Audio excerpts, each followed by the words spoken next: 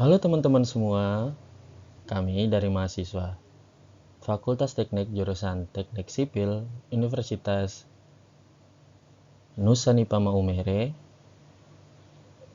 Kali ini akan membahas tentang stabilisasi lereng untuk memenuhi tugas mata kuliah Mekanika Tanah 2.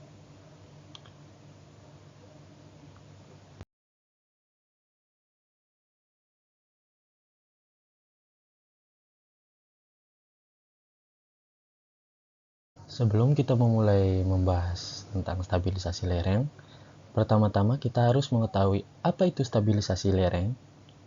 Nah, teman-teman bisa kita lihat di sini. Stabilisasi lereng adalah usaha untuk mencegah longsor dan menjaga lereng tetap stabil.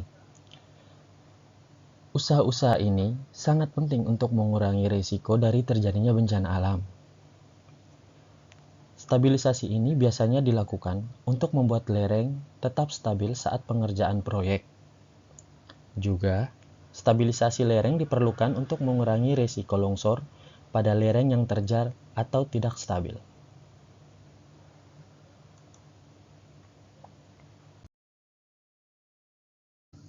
Apakah stabilisasi lereng itu penting? Jika iya, mengapa itu penting? Karena stabilisasi lereng membantu melindungi lingkungan dan mencegah kerugian akibat longsor. Dengan menerapkan konsep ini, kita dapat mengurangi dampak negatif pada masyarakat. Seperti teman-teman lihat di gambar di sebelah kiri, ini adalah kondisi jalan yang rusak dikarenakan longsoran lereng yang terjadi. Nah, berikut.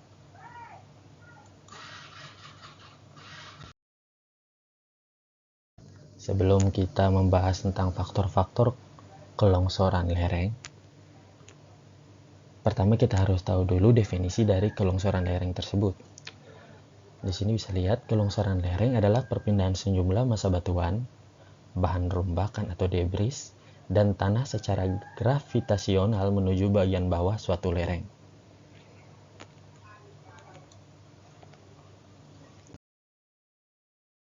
Berikutnya kita masuk ke faktor yang mempengaruhi kelongsoran lereng. Faktor yang pertama yaitu tekstur tanah. Tanah yang memiliki tekstur halus dan lembut cenderung lebih mudah longsor dibandingkan dengan tanah yang memiliki tekstur kasar dan keras. Kedua, kemiringan lereng. Lereng yang terlalu curam atau terlalu landai dapat mempengaruhi stabilitas lereng. Berikutnya, permeabilitas tanah. Tanah yang memiliki permeabilitas tinggi cenderung lebih mudah longsor dibandingkan dengan tanah yang memiliki permeabilitas rendah.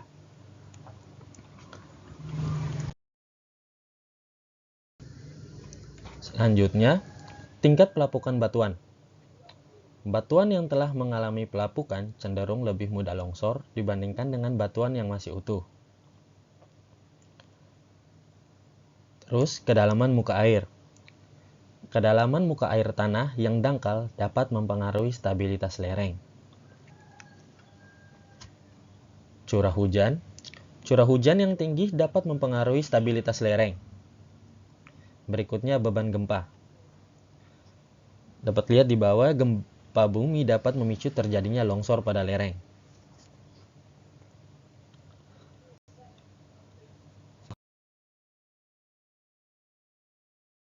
Faktor berikutnya, kurangnya tumbuhan atau vegetasi. Tumbuhan dapat membantu menjaga stabilitas lereng dengan menahan erosi dan merangsang pertumbuhan akar yang dapat memperkuat lereng.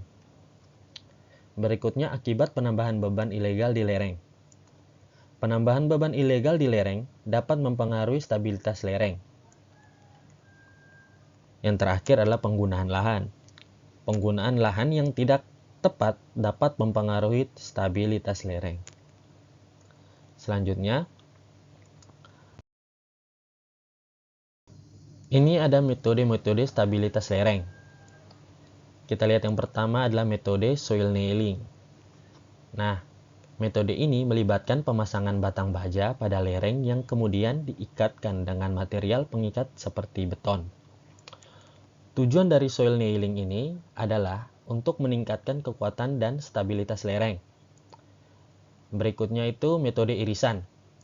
Metode ini melibatkan pemotongan lereng menjadi beberapa bagian yang kemudian diperkuat dengan material pengikat seperti beton.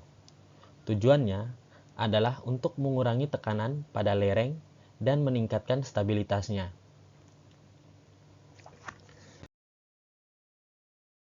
Metode yang berikutnya adalah metode geometri. Metode ini melibatkan perubahan geometri lereng dengan cara mengubah sudut kemiringan atau lebar lereng.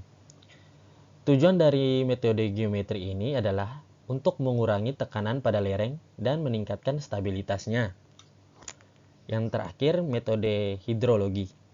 Metode ini melibatkan pengaturan aliran air pada lereng dengan cara mengurangi muka air tanah atau menurunkan kadar air tanah pada lereng. Slide selanjutnya ada metode-metode lainnya. Nah, metode-metode lainnya ini kita bisa lihat di bawah ini ada dua. Yang pertama adalah metode Bishop.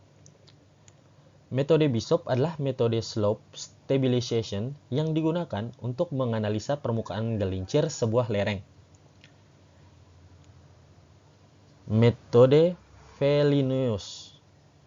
Metode Fellinius adalah metode stabilisasi lereng yang menganalisa tegangan geser dari lereng. Setelah kita bahas tentang metode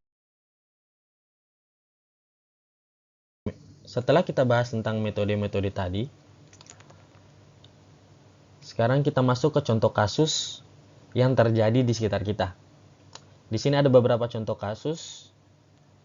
Yang pertama adalah kasus kelongsoran lereng di Cianjur, Jawa Barat.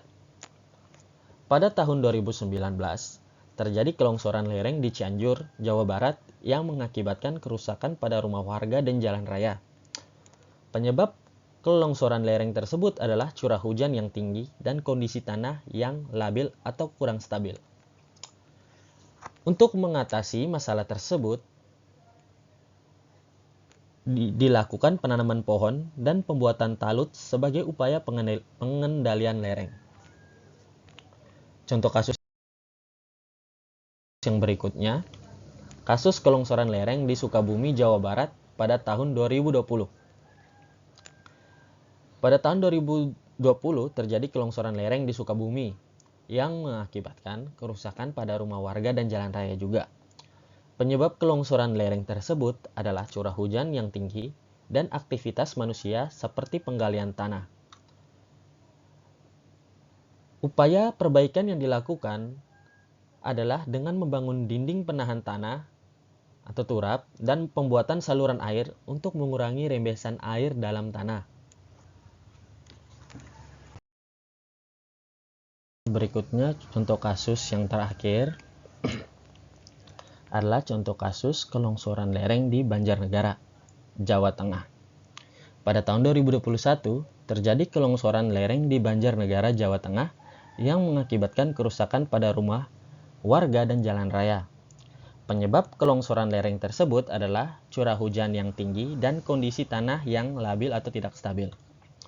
Upaya perbaikan dan pengendalian yang dilakukan adalah dengan membangun dinding penahan tanah dan pembuatan saluran air untuk mengurangi rembesan air dalam tanah, seperti contoh yang sebelumnya. Nah, teman-teman, setelah pembahasan tadi, kita bisa mengambil kesimpulan.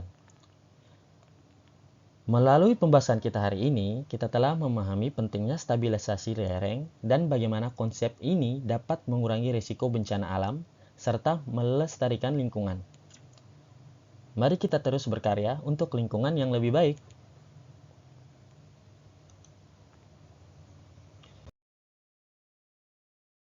Nah, sekian video pembelajaran dari kelompok kami. Jika ada teman-teman yang ingin bertanya atau menyampaikan saran dan kritikan, silakan memberikan komentar di kolom di bawah. Terima kasih. See you next time.